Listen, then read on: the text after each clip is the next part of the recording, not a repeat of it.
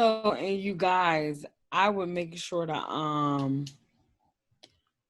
make sure you guys should share this on your Facebook pages, on your personal Facebook pages. Right now, like through your phone. So people can see it. And then also create a live stream on your Facebook page, on your personal Facebook page via your phone. No. I think it would have been great to have a tutorial on that before we started. Because I don't know what you're talking about. Y'all legit, y'all know exactly what I'm talking about. I'm saying beyond. I think we might be live right now. Yeah, we are. We're live right now. Oh, you can. How can you tell? It says recording. It says live on Facebook. Okay. All right. We're cooking with fire or bacon, oil, whatever the saying is. Where we are. We're live. Yes. Oh, so exciting. Because you guys can literally do it right now. Like, it'll take you say it once. Say how to do it. So first, pull it up on. Go to our page, the Wright Perspective, and then press share. We're done. Oh, it's just that. It's just that. It's literally that. I thought it was harder. We're done. That's it. That's all you have to do. You late millennials. Let's see here. Late millennials. It's a big difference between the earlies and the lates. Let's just keep it real. She keeps forgetting that we're just a few years apart. But literally, it's a big my type of millennial is right there with you. I just don't understand. It's very different. Okay, I did it. Did you do it, bro? My phone is not accessible to me. I am a professional. Oh. Okay. All right. I'm gonna do the opening blurb. Are y'all ready? Good. Okay. I'm ready. Go. All right. The first season of the American television drama series The Wire premiered on June 2nd, 2002. The story follows the Baltimore Police Department as they build a case against a narcotics trafficking outfit known as the Barksdale Organization. Now, this show is just completely a cult classic. People love this show. Why is it considered to be such a classic? Well, I'm glad you asked. This is The Wright Perspective, the podcast where we review and discuss TV shows and films that are considered classics by the world or by one of us. And then we discuss it, and then we decide whether it is worthy of the title classic. And so today we are going to discuss season 1 of The Wire. And then at the end, we will decide whether it gets 1, 2, or 3 police badges. Are we doing let police? me just say this. Or crack. We all. I don't know. No, I would love if it was crack rock. Listen, okay. A needle full of hair on. Yeah. All right. Well, first of all, can I say, you didn't do the thing where we introduce ourselves. Oh, I forgot. All right, so do that first. Okay. Well, you kick that off. I got it. Hi, I'm Aubrey. I'm the oldest. Hi, I'm Genia. I'm the middle. Hi, everyone. I'm Brittany. I'm the youngest. All right. So now everybody knows who we are. And thanks, bro. No problem. And here's the thing. We always decide what we're going to vote on with. Each of us gets a vote. And we do something that is related to the subject material. Now, I am on board with police badges or crack rocks, which I feel actually might be more appropriate. But the thing about it is that it's really negative, though. It is. And I wouldn't say police badges are positive necessarily or either. So the thing is that I think we should do chicken boxes. And I'm going to tell you why we should do chicken boxes. The reason why I want to let you know that Keisha and Ashley are in, and in the comments, Keisha said we need to do crack pipes. Listen, it was crazy because everything I thought about was drug related, but let me explain. Yeah, let me please. explain. Do it. I moved to Baltimore. I went to Morgan State University, And when I was in Baltimore for the first time, one thing I found that was fascinating is there's so many things that only exist inside of Baltimore. And one of these things was a chicken box, which is present in every cheesesteak wing shop in existence in Baltimore. And what was so amazing to me about it was that when I was growing up, or when we were growing up, there were many ways that we ate chicken, out of, styrofoam or but listen, in Baltimore, it's actually a box of chicken. It's a red and white box. Yeah. And they have a word that's 3 words: salt, pepper, ketchup. And they will ask you if you want. So when you get your chicken box, they'll be like, salt, pepper, ketchup. And you just say yes, and they just put it all in the box with the fries. So it is a very Baltimore thing. And I think, and it's positive, and I think we should do 3 chicken. We should do chicken boxes. Well, bro, you've made a really solid case for chicken boxes. I think he has. I haven't, I lived in Baltimore for a very short period of time in my life. Brittany, you haven't lived in Baltimore, right? Never. Right, I lived in Greenbelt, worked in Glen Burnie. Right. Well, I was actually in Baltimore County, which is, if you've lived in Baltimore, there's a bit of a difference between the city and the county. Don't get it messed up. Don't get it twisted. But bro, and I also just appreciate you sharing a part of your personal life experience with us, because I think that is what makes a podcast enriching, and I want to thank you for that. I also want to say that you're about to get CFO. No, I just always want to thank you for your contribution. But yeah. But bro, if I just watched the show and didn't have the benefit of your wonderful Baltimore specific context, the chicken boxes didn't come out as a big, I didn't catch it in the show. But it is, it's still better than badges or crack. All right, so can we just look, I don't want to get too far off base. I lived in Baltimore for 10 years. It's chicken boxes. Let's do chicken boxes. That chicken boxes is going to be good. We do. Okay. We all right, trust so you. let's get it cracking. I want to vote for at the end of the review, each of us have a potential chicken box to give or not give this show. And if it gets 3 chicken boxes, in this case, it will be a classic according to the Wright Perspective. Mm-hmm. So, all right. So, and I also give one other bit of framing context before we get started? This is the first time. So we've had a couple of episodes right now. They're available, everybody. Also, they're on Spotify. They're on Google Podcasts. They're on Apple Podcasts. They're on YouTube. Yeah, they're everywhere. They're everywhere. Okay. They're place. But, so this is our first time trying to attempt to recap a whole season of a show. We did a movie trilogy, which was the Shaft series. We did a movie musical, 7 Brides for Seven Brothers. What else did we do? We did a couple of others. Bro, I don't remember. We've been posting them every 2 weeks.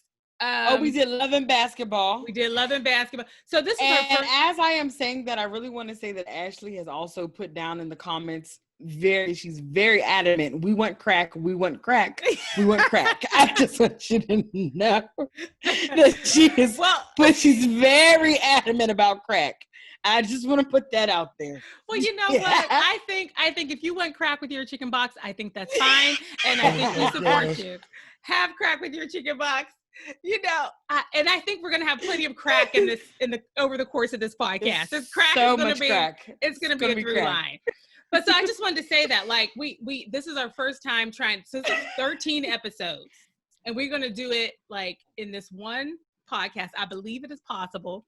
This is also our first time committing to a multi-podcast series, because the show is 5 seasons, but this episode is only going to be 1 season of The Wire. So we're going to have to, at some point, maybe we'll do them in order, seasons 2 through 5. So I just wanted to put that out there. This is a new challenge. So all right, super fun. All right. All right. So go ahead, kick it off. All right. So I'm going to kick it off. I'm going to try to recap that whole thing, that whole season real fast. Aubrey, Brittany, please pop in, because I didn't really get my notes right and tight like I should have before we started. So I'll do it for the next one. Anyway, so This show, it follows, essentially, it is a police task force. And we spend a lot of time with the police task force, and then we're also spending a lot of time with a drug organization it's shorthanded as the Barksdale organization, named for the head of it. His name is Avon Barksdale. And so the whole show kicks off when one of the police officers, a man named Detective McNulty, he meets privately with a judge that he has a relationship with. And they're sitting there, and they're both sitting there having a conversation in the aftermath of the judge having just presided over a case where a young man, D'Angelo Barksdale, he was essentially acquitted for murder. He was acquitted for a murder, even though there were witnesses of him like murdering a person. Somehow we get to the actual trial, and all the witnesses are changing their stories for the most part.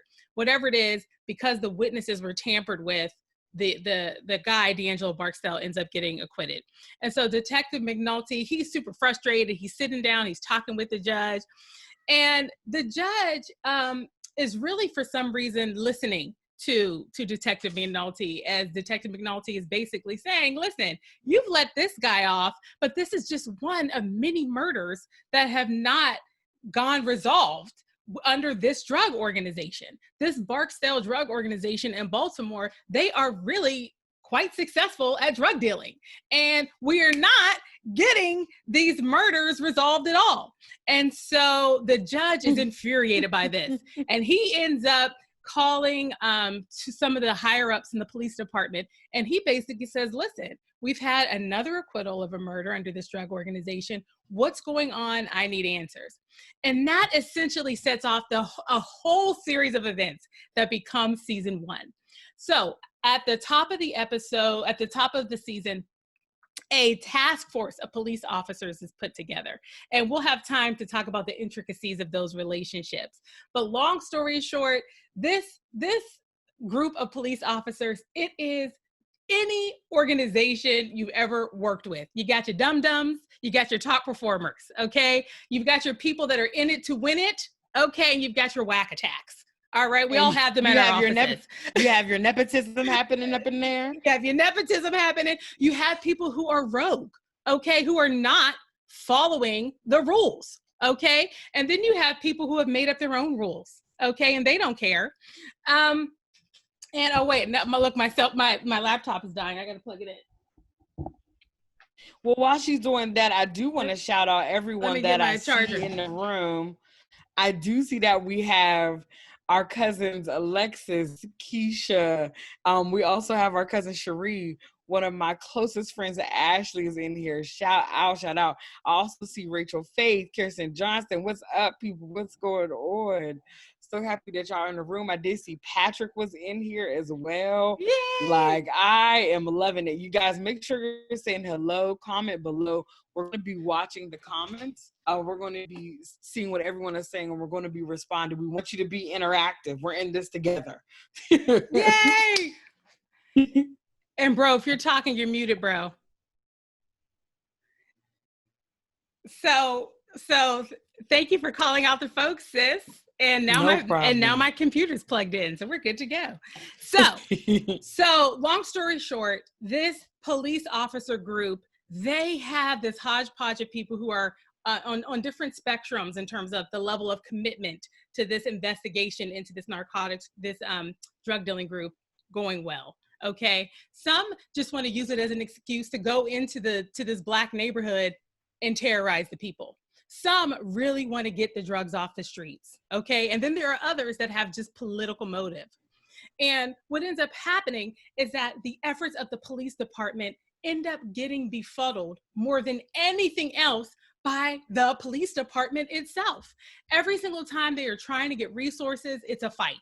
Every single time they are trying to figure out, trying to implement certain tactics, the politics of the police department end up getting in the way. What do I mean by politics? I mean this person jockeying for a promotion, this person being in cahoots with political figures around the city that are clearly not not positive actors. Okay. And they're trying to thwart the success of this investigation. But after hard work and some negotiating and, being out in the shadows, they were able to get wiretaps. And this is why the show is called The Wire. They're able to get some wiretaps into some phone booths in this specific project area, which is the home base for the drug group. And so that is when they start to actually get some momentum on the case. It's because they're able to start to listen in on the phone calls that are happening on payphones between the members of the drug dealers group. And then they're also able to start to tap into their beepers, because they're using beepers to send messages to each other. And once they start to get that information and get in there, that's when they're able to start to get momentum on the case. Well, what are we learning? We are now we're on the side over at the drug dealer side. And listen, here's what you need to know. These are Black men.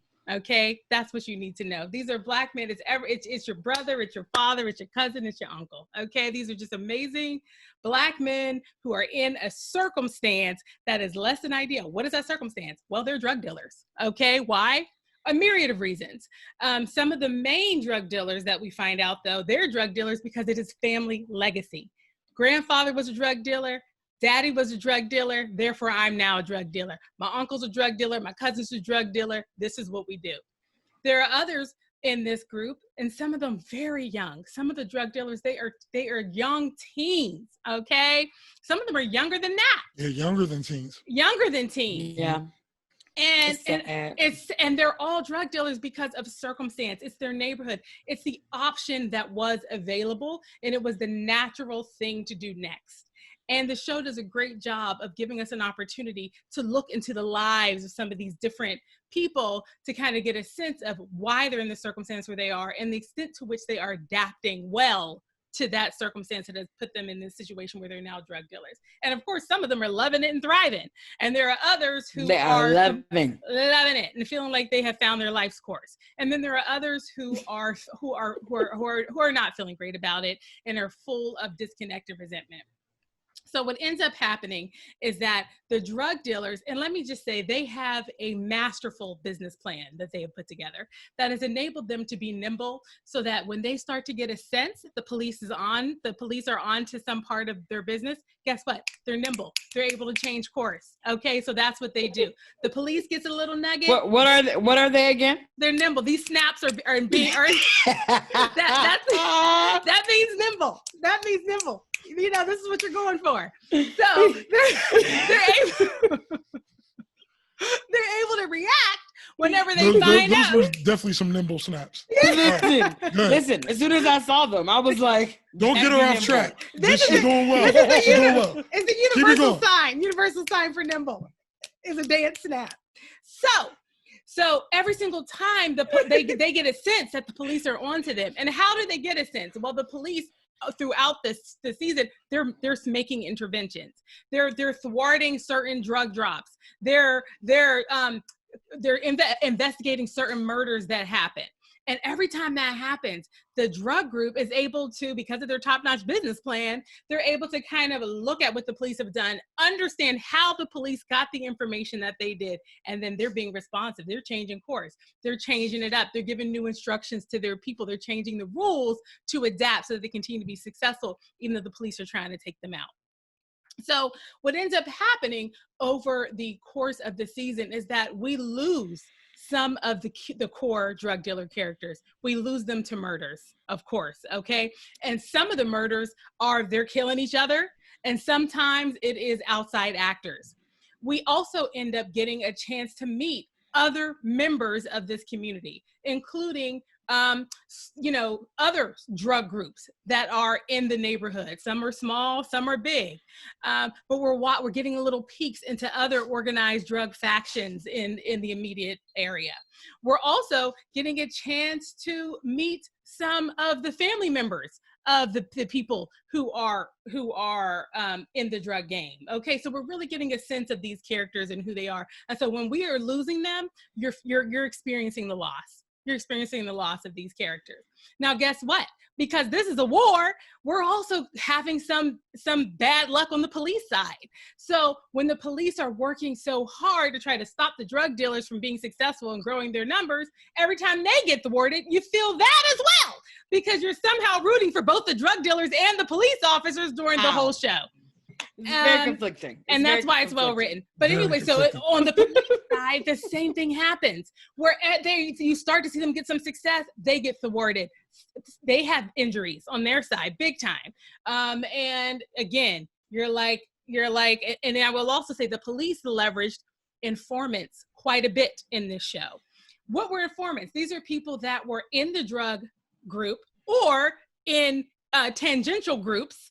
And then the police officers would get those people and coerce them with information and emotional tactics, okay, to coerce them into being spies, essentially.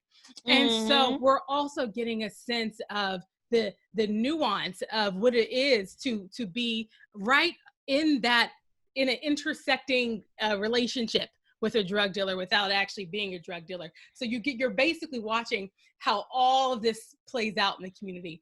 One of the informants that we spend a lot of time with is actually a drug addict.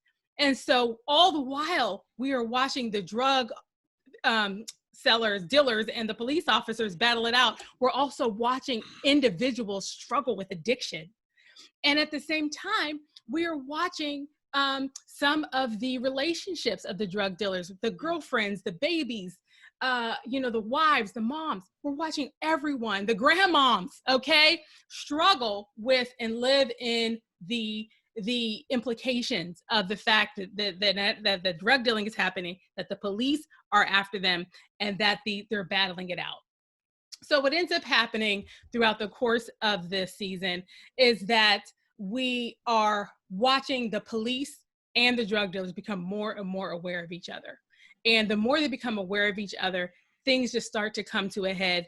By the end of the episode, the end of the season rather, you are expecting for one side or the other to win. You're expecting that, my gosh, they have been battling it out this whole season. The drug dealers have had wins. The police officers have had wins. Well, guess what? By the end, who's won? The answer is no one.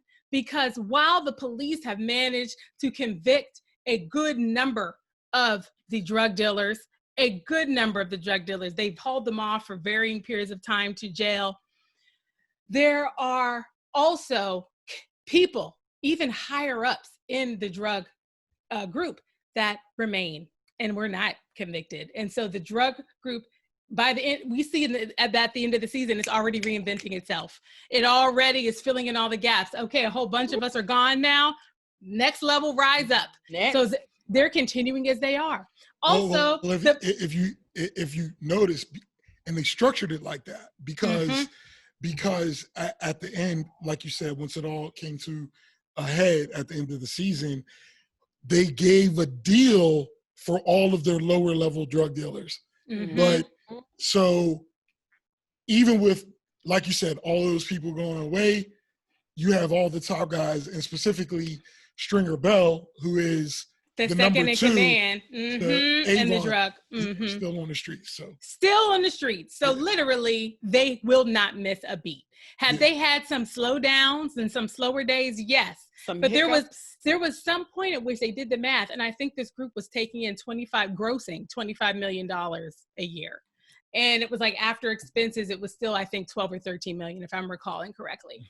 And so this group continued in its success. And guess what else? The police officers, they didn't win either, because you know what? They, as we watched corruption emerge throughout the process, we saw corruption at all levels, at the lowest levels of the police department, going up so far beyond the police department to local politicians, state politicians. Listen, the corruption was so real, but guess what? Was any of it resolved by the end? No, none of it was resolved. Sure, some players have been named. Okay, sure, some business was out on the streets, but not enough, not enough. And that, I think, is where I could probably say the recap ends. Because that wasn't a specific, but that's let me the tell you, arc. no, that was perfect.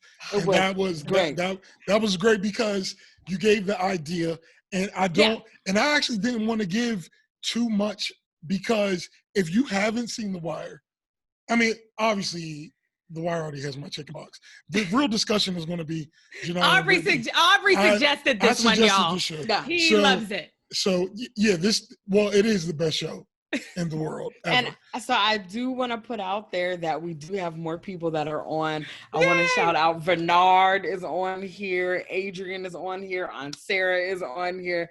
Thank you so much, guys, for chiming in and just telling us hello. Please continue to share, invite everyone in. We're having a good time because we're about to get into this discussion after that amazing synopsis of what happened here in season 1. I'm happy that was good. And bro, why do you love this show so much? And listen, I'm not going to give away whether or not it's going to get my chicken box / crack box, but I would know.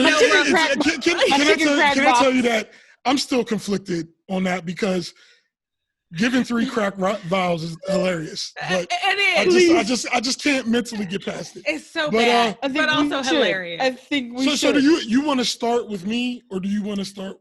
Bro, I would love to hear from you because you picked this. All right. Well, let me tell you, buckle your seatbelts, buddy, because we're about to get into it. We're going in for a ride. Here is, first of all, until Game of Thrones came out, The Wire was hands down, to me, the best show ever created. And until the 6, 7, 8 debacle of Game of Thrones, I'm still not ready to talk about it. But until all that... Bro, you said a lot. You said best show ever made. That's a high... Let me tell you, I'm ready. I'm That's ready a lot. to back. I'm ready to back it up. I'm ready to back it up. And I don't know, but I bet if you Google best show ever, The Wire is probably going to pop up. On Aubrey's website. Anyway, go ahead. Oh my gosh. People are getting such a look in the dynamic of our. And Aubrey doesn't know what he's talking about. .org.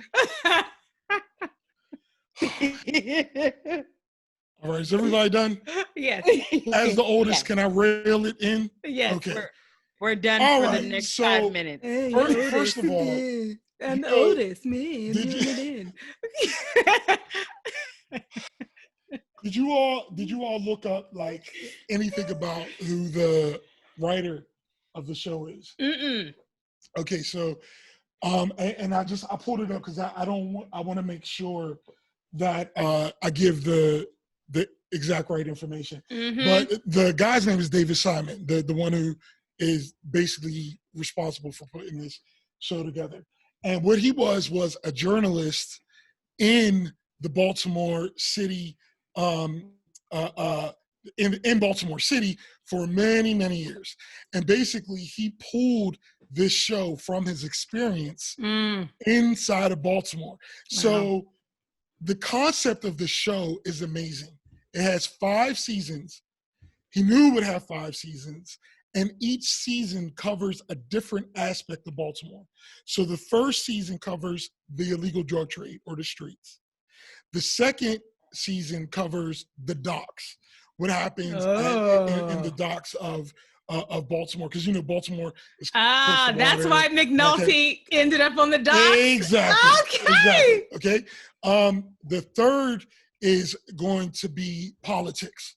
Okay.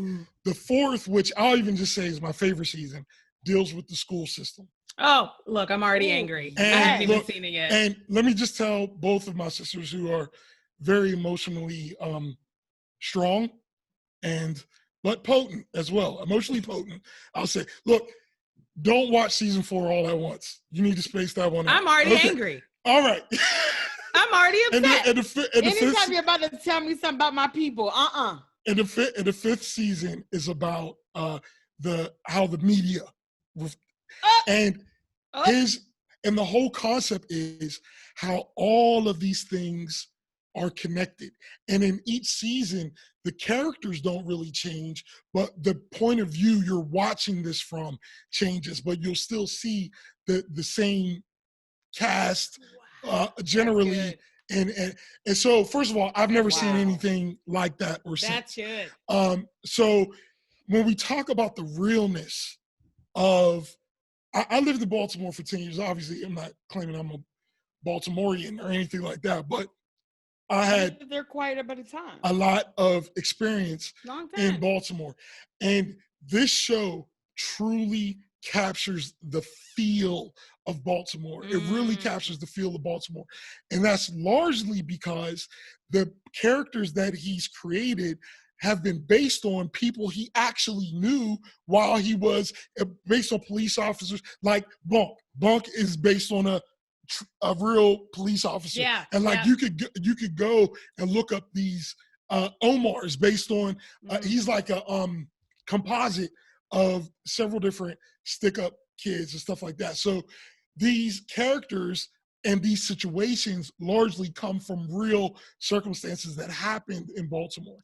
So this show has a level. Bro, can I interject? Adrian's comment, because it goes with what you just said. Adrian said, real talk, I briefly dated one of those guys you talked about, and he grew up surrounded by drug dealers and didn't know any other type of success for Black people. He became a kingpin and is in jail. If only he used his entrepreneurial powers for good.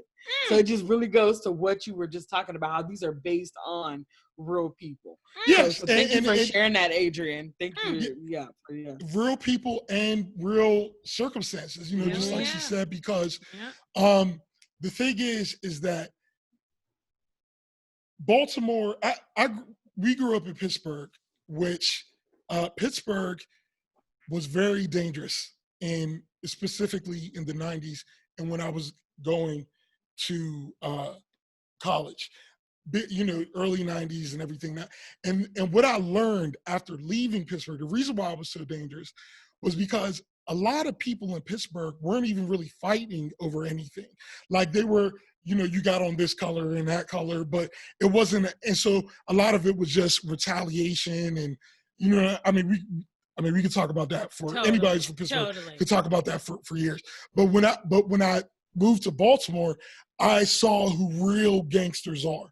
And real gangsters will kill you instantly, but it's over something. It's for a reason. Like, I want your territory. There's these, and not good reasons, but what I'm saying is it's something more than just, you got on this color or something like that. And if you'll notice that the violence is a function of something, even if when they're even when they're doing something to somebody innocent, there's a reason in their mind behind why they're doing what they're doing. And I'm just saying, when you observe what's going on in Baltimore, I feel like David Simon just did a great job of portraying, at least from my perspective, that that just whole feeling of Baltimore. And the other thing is he used Baltimore people, and you're going to see that more and more as the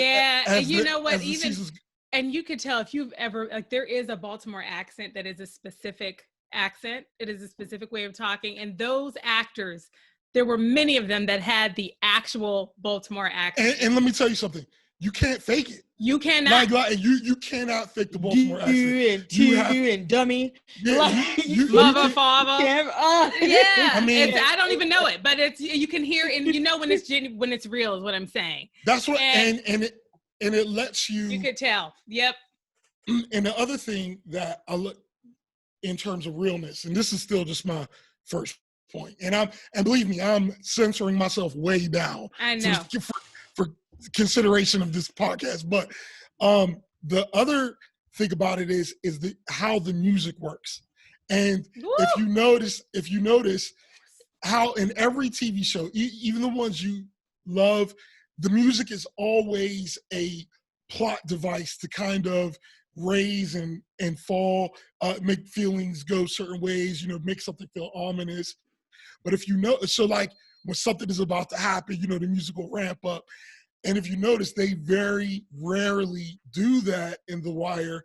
They use music, but they use it in the scene. So like if there's music to be even moving the plot along is playing out of a boombox or a car stereo, or it's something in the scene, and I just never saw that. So it's not like where in most shows where like something happens, done it, which is cool, because I like that too. But I'm just saying this was yes, that was definitely Jaws. Yeah, that was Jaws.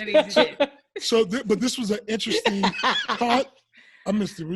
But bro, you know what's so we were laughing at that you chose Jaws. Bro, I'm so happy you just said that about the music, because can I tell you, the one time they actually used music to narrate a scene, it was the very last scene of the last episode of the season. Exactly. That was the only time. And why do I know this? Because in my note-taking template, there were no music notes. That's right. For any other, it literally wasn't there. I didn't know if I had missed it or what. And even then, it was just a montage with a music playing. So it wasn't even in the plot. It was just it was there because it's a montage. Yep. All right. So the second reason. All that was one reason? Well, that's robust. It's robust. That was I hope everybody has their popcorn. No, look, I'm gonna be brief. Trust me. I've got my top reasons. I love this though. Aubrey's loving this show right now. I got my top reasons. Listen, it's so good. I just a side note. When our brother is passionate, we love it. It's so good. Absolutely. And what else y'all need to know is that me and Brittany have been creating random content for a while. And we have been trying for years to get Aubrey to be in on our stuff. And so right now, just the three of us being even on here is like, my heart is so full. Like, I love it so much. So that's all wonderful, but aren't we take it away? Like, you just derailed the whole. All right, look. Okay, listen. I love you guys. Let's interject our We Love Brothers song right now. This is perfect. I'll do the choreography. Okay, no, you're right, bro, because you know what, bro? You reel us in because you're the big brother. You reel us right on in. Yes, sorry. Very good. We're done. We're listening. No more of that. Listen. I'm so focused on what you're saying. What was your second point? Were you about to get into that? It's multiple paragraphs? I just want everybody to know this is what it's actually like. This is what it's actually like. Okay, so you touched on the other thing while you were going over one of the things you touched on while you were going through your summary is that I love the duality, the representation that, first of all, there's no main character in the show. And that was also something. It would be very hard to name a main. Maybe there's a character you meet first, so he feels like he's a central. There are people who are prominent. Yeah, well said. And there are people who are prominent, but there's no main characters to the show. I agree. It's an ensemble for sure. And what that does is it allows you to be attached to everybody. But the other thing is you never know what's going to happen, because since nobody is really a main character, it's fair game for anything to happen to anybody. You know what I mean? And that really lets you be on edge while you're watching the show. So bro, can I push back on that a little bit? Yeah. Because I have to say, it would be very hard to say that McNulty is not a main character in the show. There are main characters. I would say the main character, because when I think of main character, I think of the person that cannot get really killed off, because they are like they kind of got to be there. And I felt like McNulty was the only character in the whole show, police side or drug side, and just for the people who haven't watched the show, McNulty is the police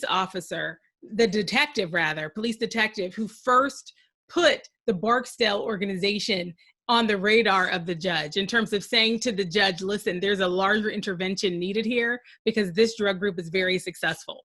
He was the first one to really get the ball rolling. And throughout the season, it was his individual relationships with people and the reaction to him really was something that kept the show going. So, bro, I would push back a little bit and say that McNulty is the character that is, I would say, the typical kind of main character we're all used to. That if he got killed off, the show wouldn't move forward in the same way. Well, I mean, but everyone else, like I said, I mean, I get what you're saying, and so McNulty was definitely he's the one who started the whole investigation. So obviously, a lot of what happens centers around him, but at the same time, I don't feel like it's the same way as when I'm like watching Breaking Bad and it's Walter White. Yeah, I agree with that. I agree with that because we didn't know more about his life than anyone else's. Like they went as deep as on other characters.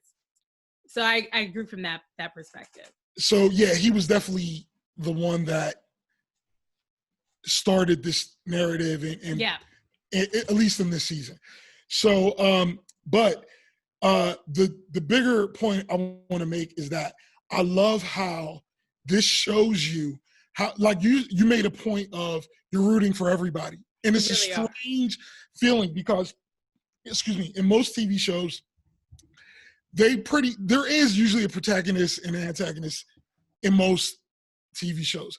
But in this one, you understand pretty much everybody's reasons for doing what they're doing. And I feel like that's a more even to go back to my first point, a more realistic view in life, because life is messy. It's so not messy. Black and white. And what you find is even the people who are on the law side, who are on the, they're supposed to be upholding the law, you see them doing things, first of all, to further whatever agenda they feel like is good, but their actions still land outside of the law. And then you see them doing things that they feel is justified, like when Carver and Herc took the drug cash, when they took some of it, put it behind their bulletproof vest. See, they felt that it's okay for them to do that based on what's their circumstance, just like the people who are traditionally the criminals or whatever you want to call it. And so when you're looking at it like that, it really gives you this feeling of, man, like this is messy. This is just a messy situation. You also talked about how people are really victims of their circumstance on either side. And I think they do such a great job of doing the character development to let you know why these people are doing what they're doing. And they take their time. And that's why, because when you both started watching it, it felt like slow when you were watching it. But I knew that you would start. Paint Could Dry was a show, I wanted to pull my eyeballs out. I was like, I'm not going to make The Wire. I'm not going to make it for 5 seasons. Now I'm like, season 2, what's up? Yeah, I mean, because the thing is that if you're really creating like a colorful, full narrative, it takes time to build lay these that characters foundation up, because you got to know what their motivations are. That's right. And the last thing I'll say is, I wanted to point out 2 things. I loved how they showed how these things work. And one of the things that really blew my mind was how much the police take advantage of young Black youths. That was a dumb term. Black youths, their lack of understanding of the law, because they put them in these circumstances where they don't realize how much power they have to just sit there, for example, to just sit there or just don't say anything, and do nothing. But they don't know that, and they use all these mind games that they're not prepared to combat. And really, that's outside the law too. And the last thing I want to say to that is, when you look at this, when you look at how all this is created, there's really no good guys and bad guys. Because we all know families now who started off their businesses in illegal ways. We know prominent families who started their businesses off in illegal ways. And then they became business people. You know? It. And so when we're looking at somebody like Stringer Bell, and you see how he has his legitimate businesses as well, and you can see that this is just a man who was born in Baltimore City in the projects. If he was born somewhere affluent, he would have been a CEO of some major company, but it's just because he has that mentality and that drive. But he was born in the circumstance he was born in. And so I could go on and on and on. Yeah, there's so much in what you shared, bro. But I'm just saying those are the things, some of the things that are reasons why I love the show so much. And before you start, Janai, I do want to just shout out some people who have joined in. Mr. Woodson, hello. Thank you for being here. Hey, Mr. Woodson. Mara, what's going on? I do see Tora was in here at some point. So thank you so much, you guys, for tuning in.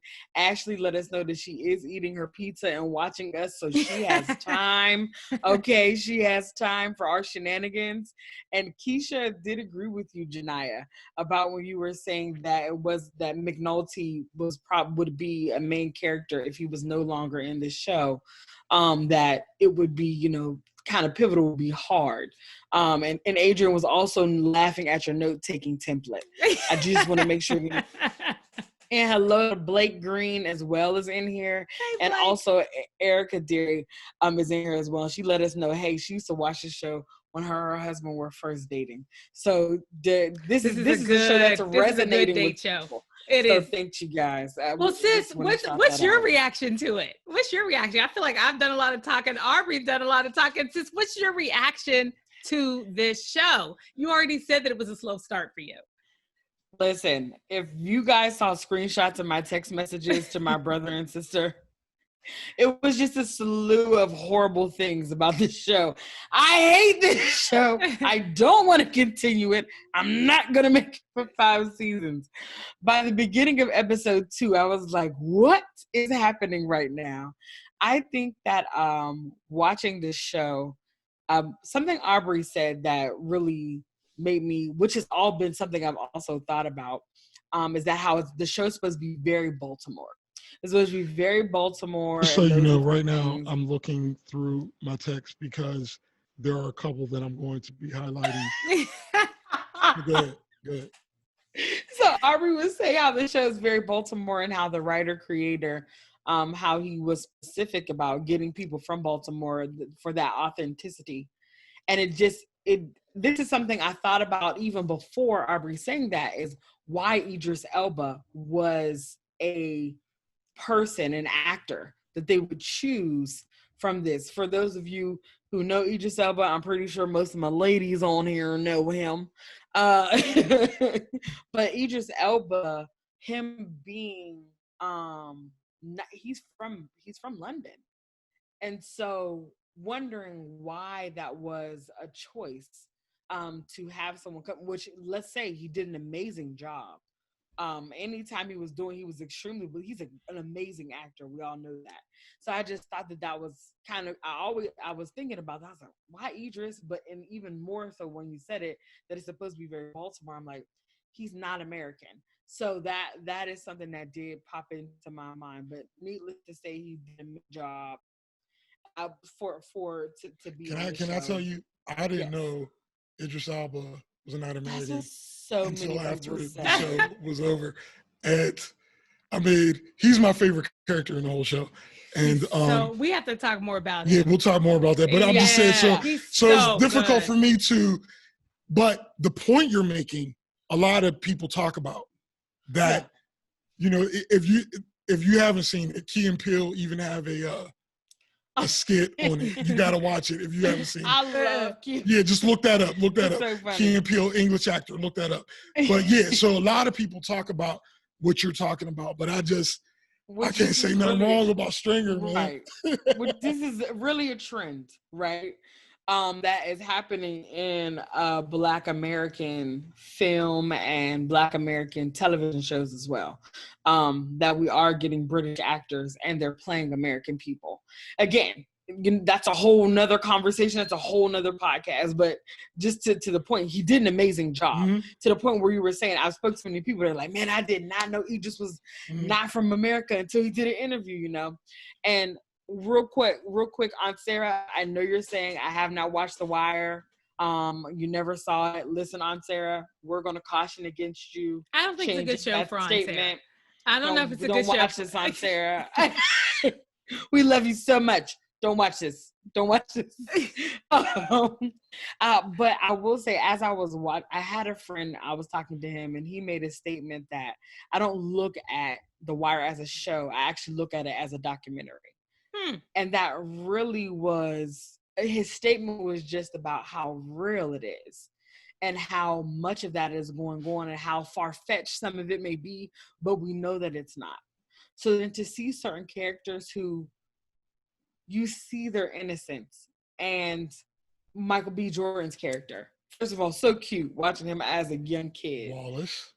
Wallace. Listen, Aubrey and Janai, they already know.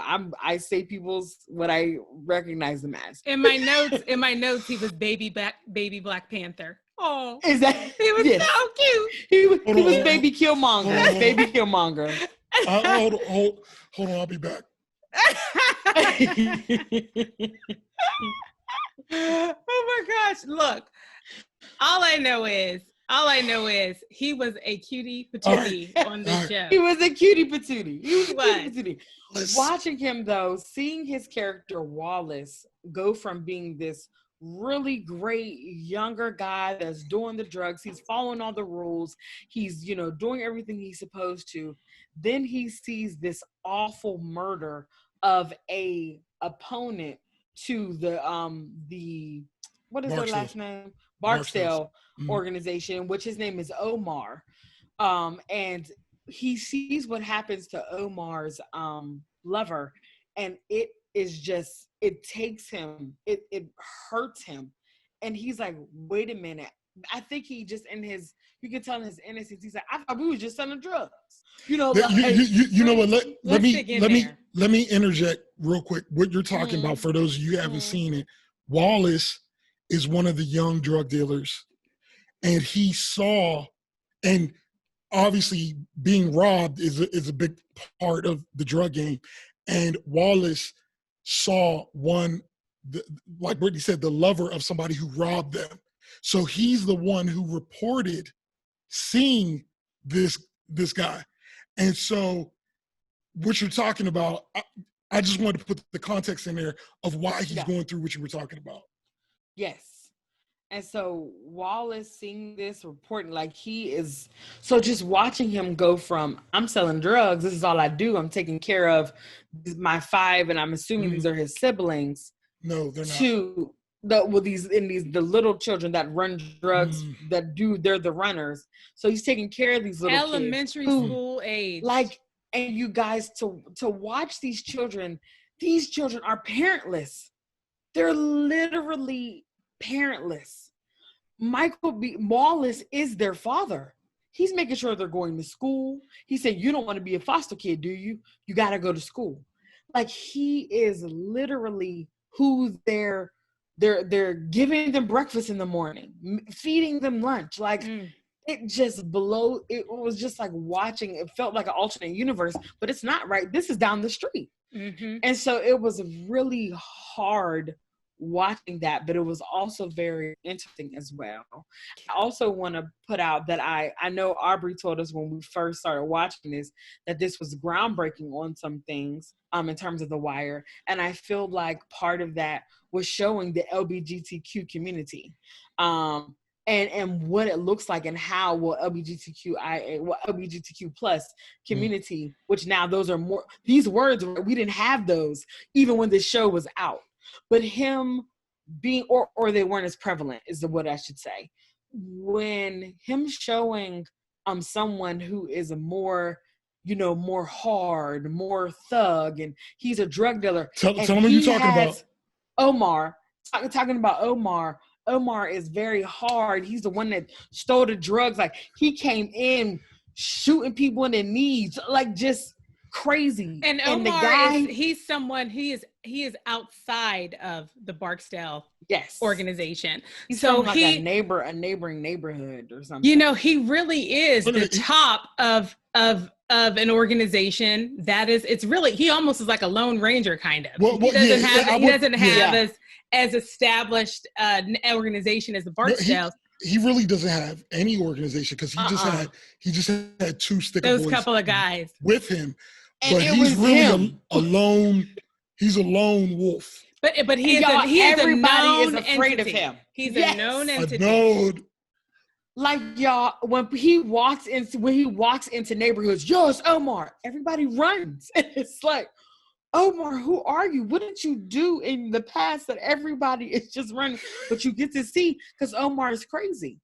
And you also see, because Omar is also a genius. He was playing those police officers so much, but that's another part of this conversation.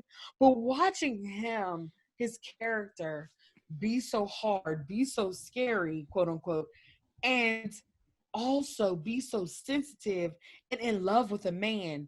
This is something you're not seeing on TV or that in that time frame. You might see it more now. So I can see how that was pivotal. I thought that was, even watching the Black woman that was in there. Her name was Kima. She was one of the detectives. She was in a lesbian relationship. Watching her, she was so fierce. Watching these two Black women, but also corrupt, be in this relationship. You think Kima was corrupt? She was beating up. Now, but again, what we learned through this show is that all principles are relative, right? Right. So, for example, when did I not love her as much? Didn't love her when she was beating down Black men and boys who there was a point in the show where one of the lower level drug dealers, a Black kid, 14 years old, he punches a police officer. He punched the police officer. He was 16. He was 16. He punched the police officer. The point is, he punched him once.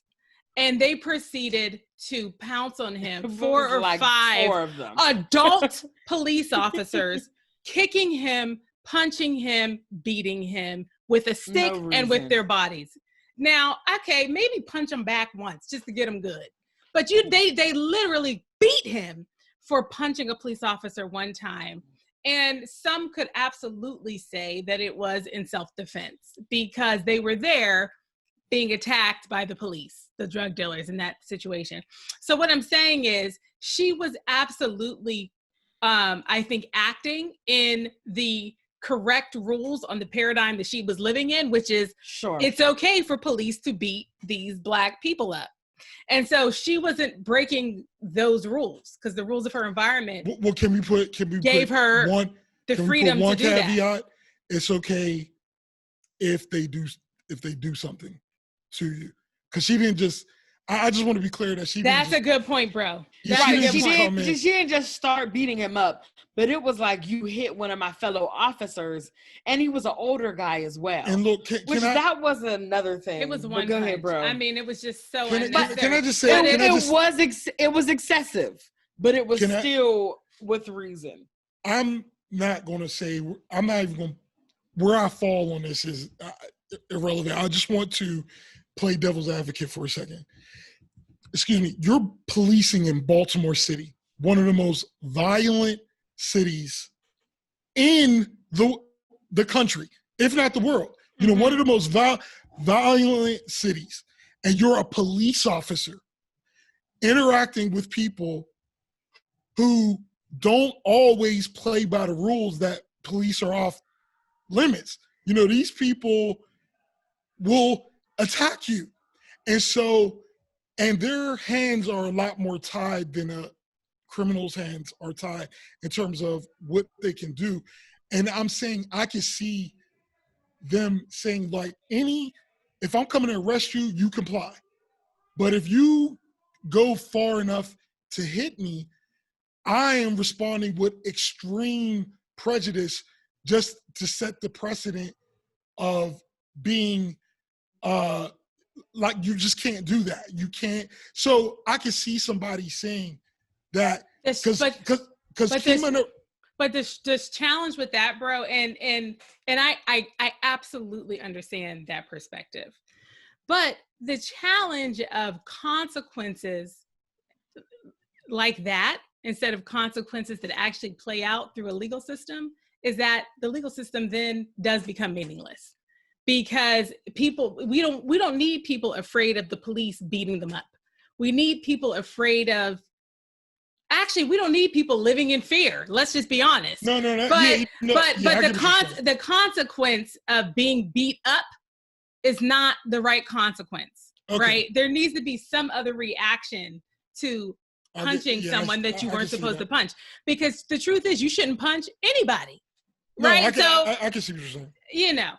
I don't know. That punch brought out something else that showed a nuance of the police force, where the police officer that got hit, he was an older guy. He was ecstatic because he was like, I can take my pension and I can quit. I hate this place. Like, I'm so ready to be done. To the point where he's talking to his partner that he's been working with for years, and he's like, listen, those stairs are dark.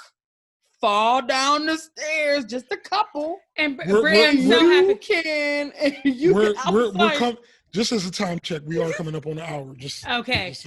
Well, you know what? I wanted to curve out just the things that I loved, where that it did show integrity in a lot of standpoints on what that looks like, and how sometimes when you do operate in integrity, you are not going to win all the time. There are oftentimes operating in integrity, you are going to lose. And also being loyal. Let me tell you something. The one guy that is in here, eBay, what is his name? Weebay. Thank you. Weebay. Thank you. Weebay. Him. Listen, who is didn't know, but he's a very well-known meme. And I was very excited. He's a well-known GIF. I was very excited to know the origin of that gift now, because I use it all the time. Weebay, his loyalty to this organization was astounding. I mean, it was like, oh yeah, I did this, I did that. Oh yeah, confessing the things that he didn't do. The police knows he didn't do, but you can't make someone say, you didn't do that. If he's sitting there eating a sandwich saying, I did it, describing to you how he did it, I was just like, 21 listen, murders. Friends, how many of us have them? Friends. I was like, what is going on? But I understand, of course, that's more nuanced, but just that topic of loyalty. Yep. Even to police officers being loyal to one another. And the last thing I do want to say is McNulty's character. That actor does such a great job because he makes me love him and hate him all at the same time. He is such a toxic person in everything that he does, McNulty, but you also see his heart in wanting to solve, but his solve the case, but his heart in wanting to solve the case also leads him to do some really horrible things just in his personal life. And so but that character as well. So I will say yes, enjoyed. It was much different than the first episode. And these are some of my highlights of Brittany's text. I want a guy to be loyal to me like a drug dealer is loyal to his crew. Shaking my head, laughing out loud. It's true. It's true. It's very reasonable. It's very, could you please be loyal to me, sir? Like you are to these drug dealer people. What is going on? Do I have to beat you up? Do I have to beat you up to bring you into compliance? What do you do? To bring you into compliance. I need to get you a beeper and a payphone. How is it that we all used to use nasty public payphones, but Corona was never a thing? Listen. You guys, we all use payphones, and now Corona is out and we're all stuck in the house. What is going on? Payphones are nasty. We were not out there using alcohol wipes before we used payphones. We all had case quarters, but none of us had Corona. Did you just say case quarter? She did. Okay. I just want to make it. All right, this one might be my favorite. Why do drug dealers steal from the bigger drug dealers? If I was a drug dealer, I would be the best. I would never steal from the bigger drug dealer, and I would always be alive. Let me tell you something. That's when you start messing up in these drug shows. You start getting so greedy. Why are you getting so greedy? Take your little piece of money, and then when they see you being faithful, what happened? The one little dark-skinned guy, I don't know his name. He was the one sitting on the couch by the end of season 1. His name is Poot. Listen, Pooh. Listen. Poot. Listen, Poot was following the rules. And Wallace wasn't. At what cost? At what cost? Either way, I would still be one of the good ones. Let me tell you something. These people are crazy. I'm not stealing from you. Britt, but you know what, Britt, and Aubrey, without realizing it, you've just segued right back to this Wallace character I wanted to talk more about. Okay? Oh, that's good, because Brittany's next text I wanted to read was, "Oh no, Michael B. Jordan, please don't do drugs. You have to take care of those kids. All boys too. # our community." Go ahead.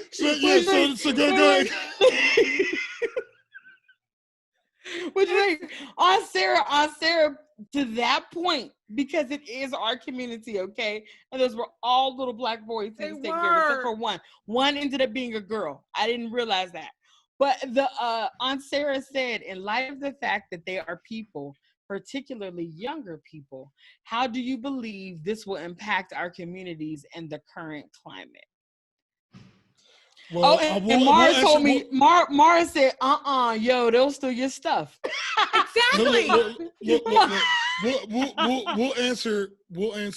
So we'll answer that after Genia. Yeah. After goes to the point that she was about to make. Yeah, you know, because both of y'all talked about this Wallace character. And one of the things you talked about, bro, was, well, actually, it was kind of a through line for both of what you all shared about him. So Wallace, also known as Little Baby Black Panther, and Brittany, what did you call him? He is Killmonger. His name was Killmonger. Not in my notes. Not in my notes. Okay. But okay. I will let you Brittany, know. You better be glad I'm not reading some of these. Listen, I'm not ashamed. Time. Let me pull my mic up. I'm not ashamed, and you can read every last one of them. Go ahead. They're so good. Good. So Britt, you were talking about, so Aubrey, you were talking about the police engaging with the little black boys, as if they were men, right? Treating them as if they had adult level information, judgment, access, and they just didn't have it. And the police were treating them like adults. And when you said that, bro, I started thinking about the fact that those young men, those boys, those little boys were having the experiences of men in so many parts of their lives. And then Brittany started talking about how Wallace was a parent figure to the elementary school age drug dealer children. And so in that way, he was once again being challenged to have adult level sensibilities, adult level judgment, adult level access, adult level pressure, adult level caretaking. And then certainly as a drug dealer, he was put in situations where he was constantly having to defend who he was. And the actual language that they would use when they were challenging each other to do, I would say, more advanced drug dealing tactics, it was, be a man, do this more advanced thing. Be a man, step up and do this other thing. And so there are just so many ways in which the boyhood is just being stripped away from children in these circumstances. And this is real life. We see this all the time. And it is just so unfair. And what happens? What happens is that he is there trying his best to be a man. He has given up high school. He's given up so much to be a part of this lifestyle. And there he is following the rules, trying to be in compliance, trying to be a man. He does exactly what he is supposed to do in the drug organization. And he thumbs, hey, there's someone that's done wrong by us. Let me run it up the flagpole. The person that he pointed out, as we talked about earlier, turns out to be, he's one of those characters that you don't see him very often, but he's important because he is the lover of one of Omar, that Lone Ranger drug dealer that we talked about. Well, he's not a drug dealer. Omar is a stick-up boy. That's very important. Oh. Because he will give away He drugs. sells the drugs in the large. Yeah. He steals drugs and money. He robs drug dealers. That's what he does. And then he sells the drugs, but only because he stole them. It's not because he's a drug dealer necessarily, right. I guess. And he does it more of a Robin Hood type situation. Like if you notice, when the one lady who came up, she was looking for a fix and she didn't have the money. He just gave it to her because he understands the circumstance, the nature of addiction, and the nature of he grew up in it. Whole so he's not a drug dealer. He's more of a Robin Hood. Yep. Thugged out Robin Hood figure. Mm-hmm. So. Oh God, we could talk about that for a whole hour. Just we could. Because so much. But what I wanted to say about Wallace is that he ends up buckling under the pressure. And that's what people who haven't seen the show, they wouldn't pick up from what we've talked about to this point. Wallace completely buckles under this pressure. The first thing he does is he starts to conclude that this life is not for him. And he actually goes to one of the other drug dealers, a more senior drug dealer, and he's like, I kind of went out of this game. I don't think this is a good fit for me. He starts to question things like murder as a consequence for murder. He starts to raise those questions and he's thinking it's not worth it. So what does he start to do to cope? And this is the point I wanted to make. He starts to use drugs. He starts to smoke snort crack. Yeah. Well, what does he do? Heroin. Thank you. I don't know all So he becomes a drug addict as a coping mechanism because of all of the pressure that he is experiencing. And we see the cycle creating right in front of us. Right in front of us. And then he ends up, the police end up getting Wallace. They end up get access because of a series of circumstances. He's in their custody. And they offer him an opportunity to be an informant, to basically go and report on some of what has been happening. And at this point, poor Wallace, he's exhausted with this. And so he's open to that. Because of I also want to, in that scene, Janiyah, I think was very pivotal. You guys, he's laying on the table with his head on a jacket and another jacket covering him, and he's asleep. Like a child should be. Like a child. Like a 14-year-old should be. He's tired. And when I saw it, because my brother has challenged my sister and I not to cry at some point, and I said, I'm not going to do it. I'm hardcore. I'm Omar, okay? You know what? Because Omar cried when his you made died. it through. I didn't cry. I didn't cry, but it was only because I was angry. Yeah, and I was so angry while watching this because it isn't. So I let me just say, am I ashamed that I'm just now watching the show when it came out in 2002? On some levels, yes. But watching it now, in light of everything that's happening in the world, it's taken on a whole other meaning. And I'm living right now in so much anger every day. That when I was watching the show, I was like, this is actually not a good show for me to be binge watching right now because I'm already angry. And so that's why I didn't cry. I think if I had just been this time, I don't know, 5 years ago, when I was a person that was maybe less aware, though it had to be maybe 10 years ago, maybe when it came out, if I had watched it when it came out, I might've been a little less aware and been able to process it as just a show. But because I know that this is real life, and I know those Black boys. I know them. We grew up with them. They're our family. They're our friends. And it's like, I was so angry watching it. Anyways, I just wanted to use that Wallace story to just show how nuanced this show. They did such a good job of, and the other thing about Wallace is once the police had him in their custody, they wanted to find his family. Why? He's a minor. And he don't know where his mom is. They go and talk to his mom. She's an alcoholic. Okay. Why? We can guess. Okay. We get to see just a tablespoon of her circumstance, and it is tough. It is tough. And we hear a little bit about her mother's circumstance, and that was tough, and then, so she's not going to be a good resource. Okay. She's not going to be helpful. They end up taking Wallace to his grandmother's house, somebody he hasn't seen in years, because that was the only family they could find that they could reasonably hand him over to for custody.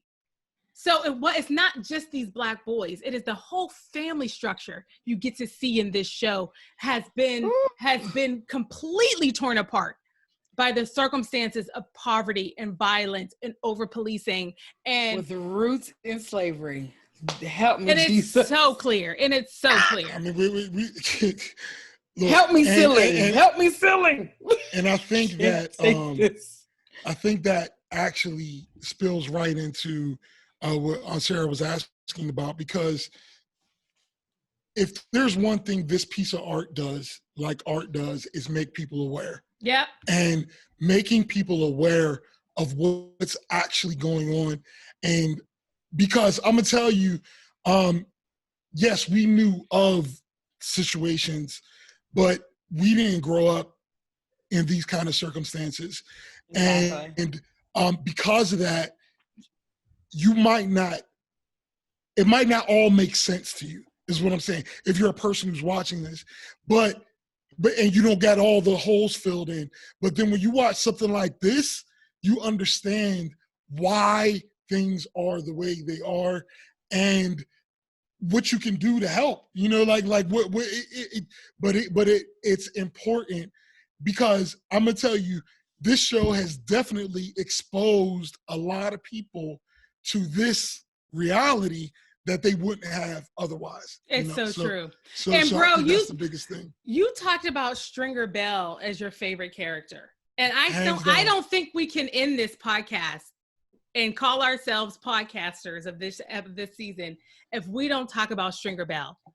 Bro, can you talk about him, please? Why do you call him your favorite character? I have so much I want to say about him. And by the way, Stringer Bell, he is the second in command. Yeah, he's second in command in the Barksdale organization. Mm-hmm. And the thing I love about Stringer Bell is anybody who's ever been in any type of role where you're responsible for results and people's results,